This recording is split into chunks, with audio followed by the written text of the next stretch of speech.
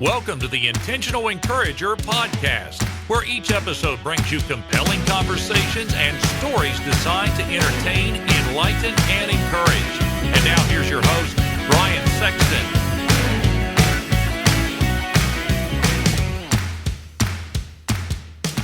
And welcome into the Intentional Encourager podcast. I'm your host, Brian Sexton. Thank you so much for joining me today. This is a personal treat for me because I am talking to the guy that helped push me and get me into this space. 18 years ago, he asked me to guest host for him on Thanksgiving Day, 2002, in the infant stages of his show, the Tom Roten Morning Show. And look where we are today. He's got 4 boys. I have a son that'll be almost 20. In fact, our kids are not real far apart in age. We've come a long way together. My dear, dear friend Tom Roten joins me on the Intentional Encourager podcast. Tom, how you doing, man? This is really cool that you do this for me. Doing great. Thanks for asking me, Brian. It's been a long time. I didn't realize it'd been that long that you've been guest hosting. I think maybe we've been around too long. Man, I met you at a Brian Free and Assurance concert in Ironton, right? In Ironton in August of 2001. And June of 2001, and we'll get to your story here in a minute, but June of 2001, you took on a new venture that was really outside your comfort zone called the Tom Roten Morning Show. And you had always been a sports guy, but you were asked to do a talk format. When you first got approached to do the Roten Show, what went through your mind? I give it a try. Like you say, I've been mainly a sports guy from 1986 when I broke into radio at Marshall University's campus station, WMUL, through 2001, mainly just doing play-by-play. I'd hosted some sports programs. I'd been involved as a newscaster and a reporter just to a small degree, but news had never really been my forte, and certainly commenting on news of the day, which is what I've been doing for the last 19 years, that was something I'd never done before. But it all got started. Do you want me to share this now? Absolutely. Go ahead. Okay. Yeah. It all got started in February 2001 when now Senator Shelley Moore Capito had first been elected to the U.S. House of Representatives. So she was Congresswoman Capito. She had just been sworn in January 2001. She was back on leave in her home district in February of 2001, and she was watching her son play a basketball game. His name, Moore Capito. He's now a member of the West Virginia House of Delegates, by the way. And Moore Capito played for George Washington High School in basketball, and they were playing Cabell Midland. I was doing the play-by-play of that game. After the game, and I don't really recall who won, but after the game, parents were standing around, as they always do, waiting for their sons to come out of the locker room. And I look over and I see Congresswoman Capito. And I said to the man who would later become my producer on this talk radio program, Dave McCorder. Dave was doing the color format for the broadcast. I said, Dave, go ask Congresswoman Capito if she'd come over during the post game. And he did, and she did. And so I interviewed her, and management back here heard that interview. And what I didn't realize, even though we had just switched to being a talk format, previously we were known as WKEE AM. We carried various music formats from oldies to standards. I think the latest format was anything from Frank Sinatra and Kenny Rogers to Neil Diamond. That version of Key was the oldies station. I remember that very well because you had Key FM, which was top 40 and the hits, and there needed to be an outlet for the oldies station. So you decide, and you're doing ball games, you and Dave, and I knew Dave well. Dave and I worked together. He passed away several years ago. But you do this interview with Senator Capito. What's going through your mind? Are you just wanting to have a quick conversation with Yeah. her and get out the door? Yeah, I just thought it was neat. Here this newly elected congresswoman was there, and she'd been a member of the legislature, and I knew about her for a long time, and I recognized her, and I thought, oh yeah, Moore Capito, that's his mom. Let's get her over here. So I talked to her for maybe, I don't know, 3, 4, 5 minutes at the most, and as I say, I didn't realize it, but management was looking to add a local morning talk show. And we had just switched formats, as I say, from music to talk. We'd switch call letters from WKEE AM to WVHU AM. And the only program that we had in those beginning weeks and months that we still have now was Rush Limbaugh. Yeah, that's And right. and so we had different programs. Glenn Beck wasn't even nationally syndicated, neither was Sean Hannity at the time, who we have now sandwiched around Rush Limbaugh, obviously, and those are three of the biggest talkers in the nation. But they were looking to have a local morning talk show, and they'd been looking for a host, and they had never mentioned it to me before. And and so after that broadcast, sometime after that, late February, they mentioned to me, would I be interested? And so I talked to the powers that be, and I said, you know what, I'll give it a try for a year. At the time, I was only working part-time here at the radio station. I'd been working full or part-time, various capacities for about 10 years. Started here in June of 1991 as a sportscaster and running WVU games, NASCAR racing that we carried, and a news program that we carried. So that's how I started here. And then I moved into sales for a little bit, and I was doing that full time. And then I took on some other ventures and was not full time at this particular moment, as we're talking about, in February of 2001. And so they offered me to do this, and the timing was going to work out to where about May is when I would be hired back full time, and then early June, and it ended up being June 4th, 2001, was when we would launch the program. So we actually did, in May of 2001, we did 2 weeks worth of programs as a trial run. And that was very good for me because, like I said earlier, I had never really done commentary on regular news of the day. I've done commentary on sports, but I really wanted to work hard to not be the sports guy. In fact, I'm way less of a sports guy now than I was. You really are. You've really evolved. Your involvement in being your friend and watching you from the outside and listening.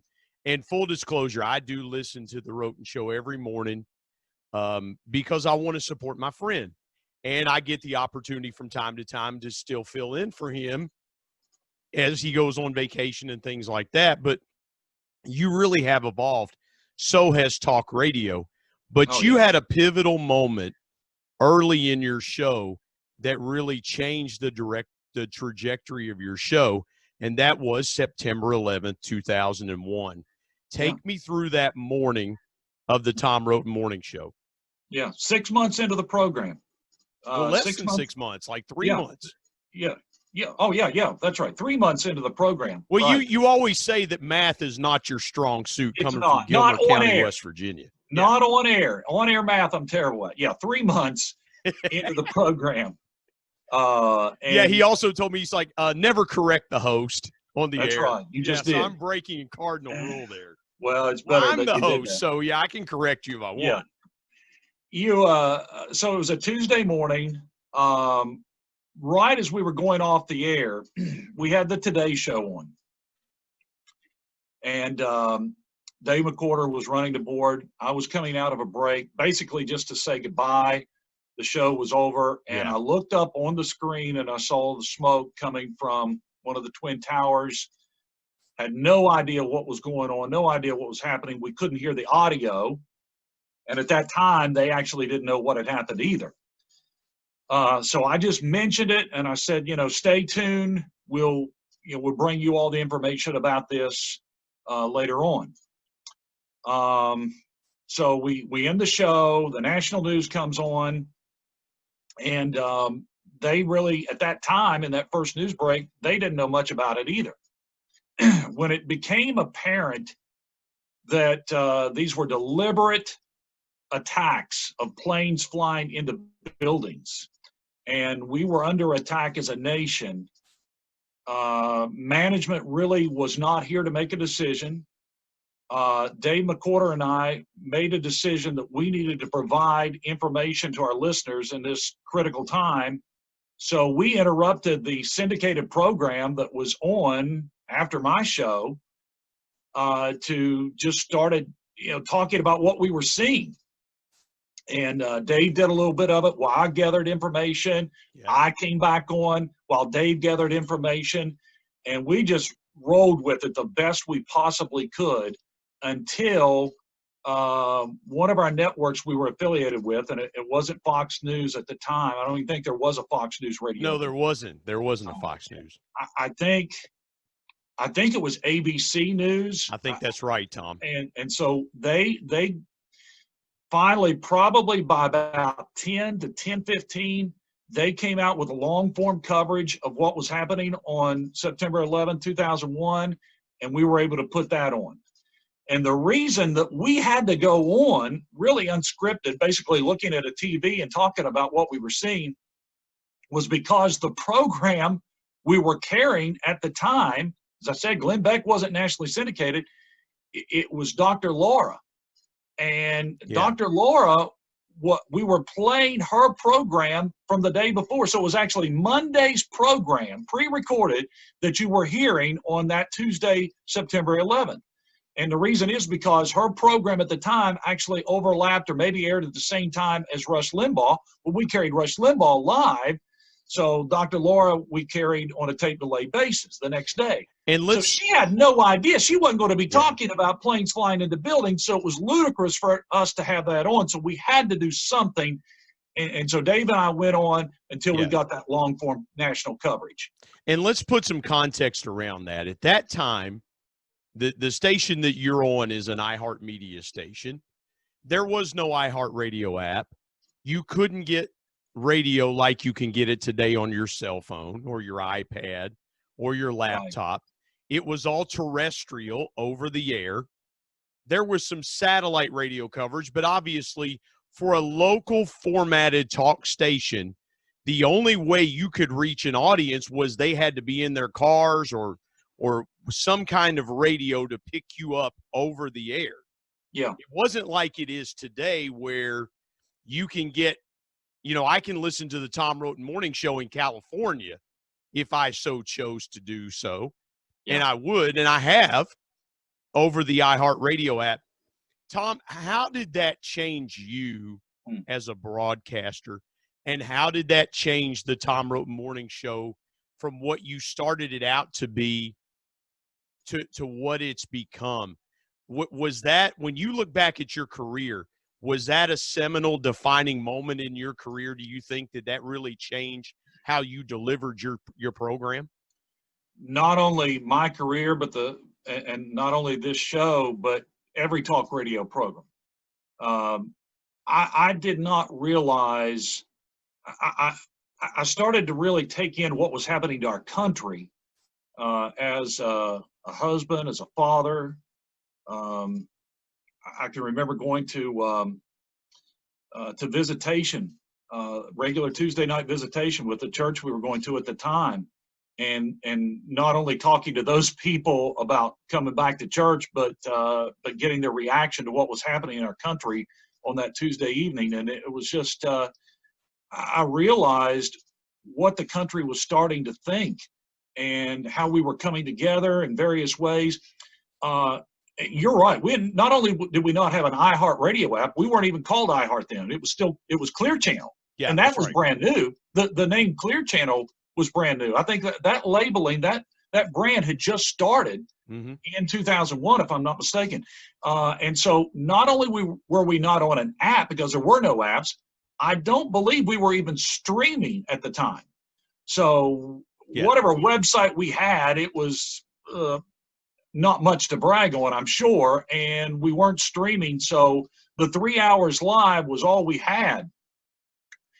the show for those first 3 months had really been about mainly local and state issues. I mean, local mayors, maybe some legislators, regional airport, remember that? We've talked about a regional airport. That was the big topic, in June, July, and August up until September 11th. Well, you remember, let me remind you of something else that was hot at that time that had a little bit of life after that too. Remember the big, remember Huntington, where we're from, was looking at casino gaming and table gaming. Oh, yeah. And that was a hot topic. I actually hosted a forum. I remember at the Huntington Civic Arena with people who were for and against riverboat gambling. I remember that. And man, that was a hotly contested issue, and I dove right into that. Of course, I was against it, but I hosted a forum for it. But yeah, so September 11th changed everything from a purely local perspective on local issues to now a global issue, but from a local perspective. And so I had no idea, Brian, at the time, how many people who really didn't care about talk radio until that point. And people who are listeners of my program now, 19 years later, were driven to talk radio for the first time on September 11th. And they've stayed with it since then. Many of them become talk radio junkies, as they call it now, since then. Yeah. And what they wanted to know was, what are people saying about what's happening? What's the reaction here? And then, of course, we went to war. We went in Afghanistan. We went in Iraq. All these different political aspects of this, and that just kept it going. That kept the interest even more so. So yeah, it was not the way I wanted to see talk radio explode, but explode it did because of September 11th. You've had some really cool things that have happened to the program, and it's been good as your friend watching them from afar, you getting the recognition you deserve. I want to ask you about something that happened to you a couple of years ago with Senator Rand Paul that you had no idea you had a conversation with then presidential candidate Rand Paul, and by the day's end, you were on CNN. Tell the audience about that story, because I think that is one of the coolest stories from the 19 years of the Tom Roten Morning Show. Yeah, just one of the regular interviews with Senator Paul, who we've developed a relationship since he first ran for the U.S. Senate in Kentucky, and then when he was running for president in 2016 in the Republican primary, he was on to just talk about general things with his campaign. And let me jump in here. Let me give our audience some context. Yeah, where we live, we're 30 minutes from Ashland, Kentucky, and Tom's program actually goes down 64. You can pick it up to near Moorhead, Kentucky, which is halfway between Ashland and Lexington, Kentucky, geographically on I-64. So you were right in the heart of the district that Rand Paul was trying to run to represent in the United States Senate. So that's how you developed that relationship with Senator Paul, and then at the time, presidential candidate Rand Paul. Yeah, it was great to be able to have, I mean, for a local talk show host to be able to interview presidential candidates, that's been one of the big thrills, and I've been able to interview several of them. But yeah, Rand Paul was on that day, and I don't even know why I asked the question. I think I was just doing some quick prep, happened to see something that he had said about Cuba.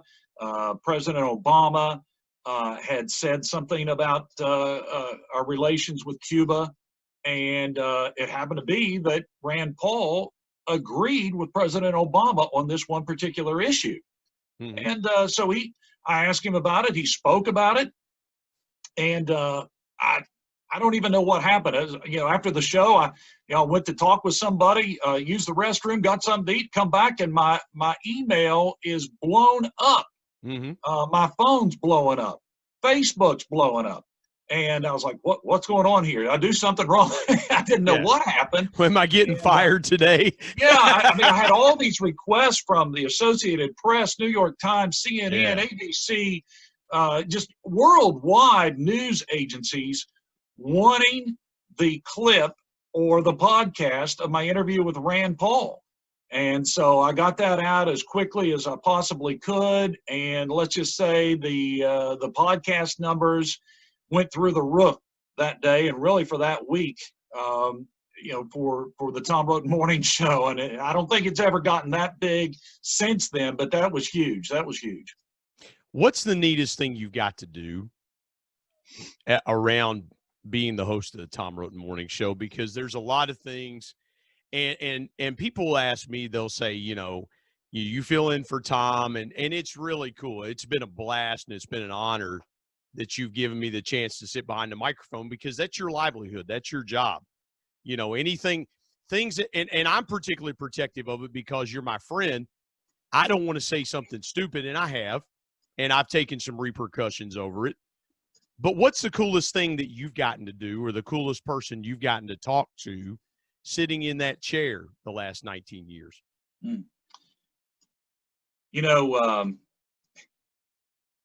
I interviewed Gavin MacLeod. If you remember Gavin MacLeod from the Love Boat. I remember that interview, Tom. McHale's Navy. Yeah. He had stints on the Andy Griffith Show. Captain Steubing is the Love Boat on the Love Boat. Yeah. It was on Mary Tyler Moore. He was a big star in that program. And not that he was one of my favorite actors growing up. He wasn't. I wasn't a big fan of the Love Boat, but he was a big-time Hollywood name. He was in a movie. He's in a couple of Christian movies by the Rich Cristiano, the Christian movie producer. And one of them was The Secrets of Jonathan Sperry, and the other one was Time Changers. I recommend both of those for you and your family, Brian. Yeah. And they'd become favorites for my family. And so just knowing that he had lived the Hollywood life, had become a believer, and wanted to promote that in his older age through these movies, that meant a lot to me. Mm-hmm. He had written a book, and I get a lot of books. Just between you and I don't read all those books, Brian. I don't have time. You've handed several of those off to me that are probably behind me on this bookshelf. I just don't have time. And but I did read that one. I read all of it, and I wanted to.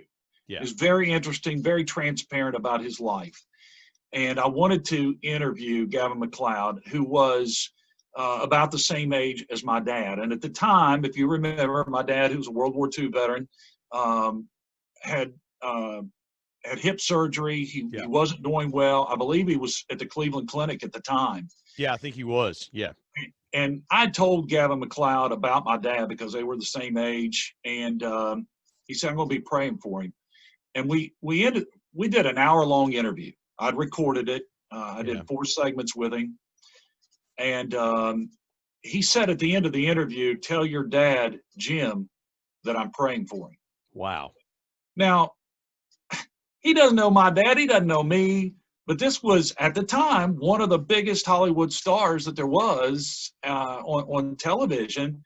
And he said he was going to be praying for my dad. Now, that may seem insignificant to a lot of people, but that meant a lot to me. But it's not just that one interview. Who am I?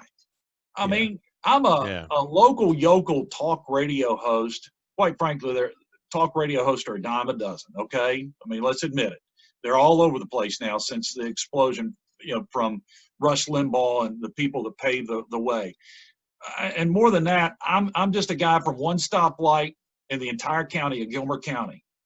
And I've been able to interview people like that, people like Rand Paul, other presidential candidates, form a relationship with people like U.S. Congressman Thomas Massey, former Kentucky Governor Matt Bevin, and different people like that they call me by my first name. I call them by their first name. I have their number. I mean, I would consider us friends. I mean, on a professional level, but still. I mean, I've had dinner with members of the U.S. Congress. I mean, I told my wife after the last time that happened, it was Bill Johnson. I said, who am I to have dinner with a member of U.S. Congress? Yeah. I mean, that's a big thing. And I don't want to ever take that for granted, the opportunities that God has opened for me. And if it's had an impact on anybody over the years, I just praise God for that. And that really, the unnamed people that have said, man, I appreciate your show. Yeah. Here you said something the other day that made me change my mind, or you had a guest on that made me really think about this issue that I hadn't thought about before. I'm considering, and that's what I want people to do. I want them to consider something different than they've always been taught, always been told. So for those people, and I can't remember their names, but they come to me and they said, hey, this had an impact on me and the way I think. That's big time. Who's somebody that you haven't had a chance to interview that you would really want to sit down and talk to? I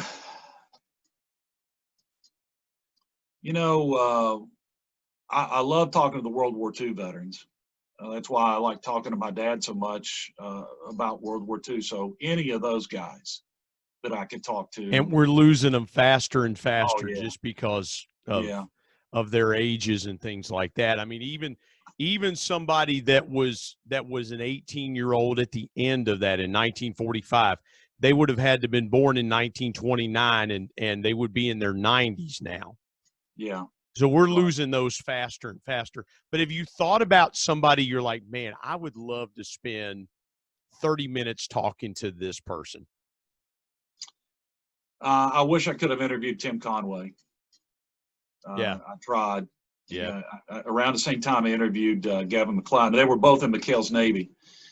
Tim Conway had a book come out, and I tried really hard to set that up. He even has a son by the same name that works for iHeart, and I tried going that route and just couldn't get it set up. I don't think he was able to do interviews really. So that was a disappointment. I can't really think of anybody else. I'm not big on, stars necessarily. I don't get real starry-eyed and all that about celebrities. So I really can't think of anybody else that I would have liked. I had an opportunity to try and interview Johnny Bench. We let the sports guy. Yeah, you let Filial interview him. Yeah. Let Jason Filial interview him. I mean, it just didn't really fit. And you're, in full disclosure, like me, you're a diehard Cincinnati Reds fan. You've been a Reds fan since you were a kid. Talk about, and let me jump here for just a second. I had planned on doing it, and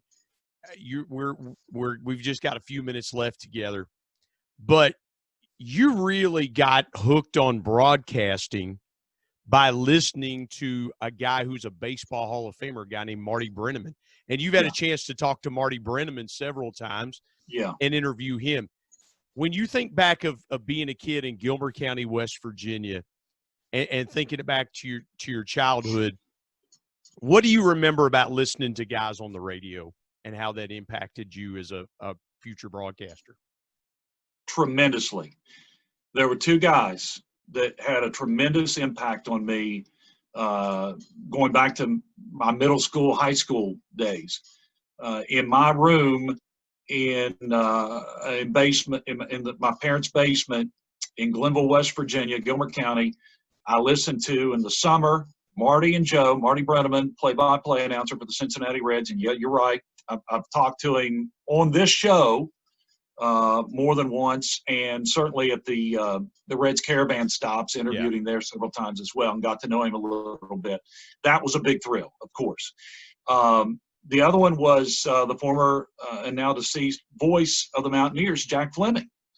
Growing up in Central West Virginia, everybody was a Mountaineer fan. I went to Marshall, but I was a Mountaineer fan. And I listened to Jack Fleming, and Jack Fleming, just like Marty, painted the picture.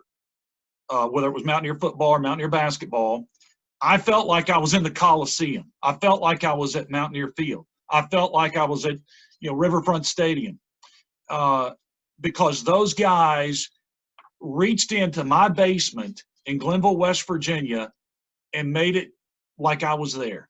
They painted the picture, and I thought, I want to do that. I want to be able to paint the picture. And one of the greatest compliments I've ever had, and this was doing play-by-play, and it was early on right here at this station, I think in the early 90s. It was an Associated Press Broadcasters Award that I won, first place for play-by-play. And the judge had made a comment, and the judges on that don't have to make comments, but the judge had made a comment, and it said, you make listening to the radio just like being there. I thought, that's it. That's what I want to do.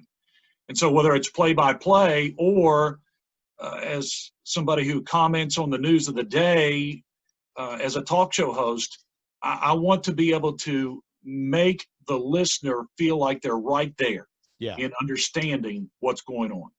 Yeah, I've got to ask you a couple more questions if I can, because they're running through my mind. And, man, you and I could talk for 3 hours. In fact, we really should. You know, I've lobbied – full disclosure, I have privately lobbied this man to do a full show with him. I think one time we did it because you had voice problems. You called me and said, I need you to come in. My voice is not good, and I've got to do it.